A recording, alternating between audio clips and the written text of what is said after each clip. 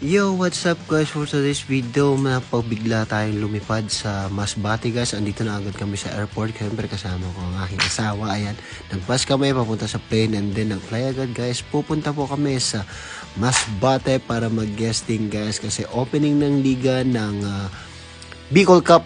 Ako Bicol Cup pala guys. Ayan, nandito na agad kami sa arena. Real quick lang to guys. Nag-guesting lang ako, lumipad at umuwi. Kasi yun lang ang gagawin ko dito.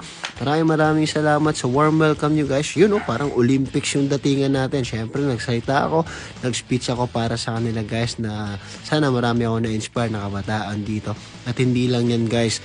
Yung mga players dito, ang lalaki talagang may mga potential. So sana sooner or later guys may mga babalik din dito na galing dito sa liga na to para mag-speech kasi naging nasa PBA na sila or Pro League. So ayan guys, after that picture taking na bago ako umuwi kasi balikan lang to guys, real quick, kaya real na real, quick na quick. So sana marami tayong napasaya dito. Paalam mga taga Masbate. Ayan, airport na ulit. Kinabukasan, umaga, syempre guys, kasi wala kaming flight nakuha, binigyan kami ng private plane papunta sa Legazpi. Kami nagsakay ng commercial plane to Manila.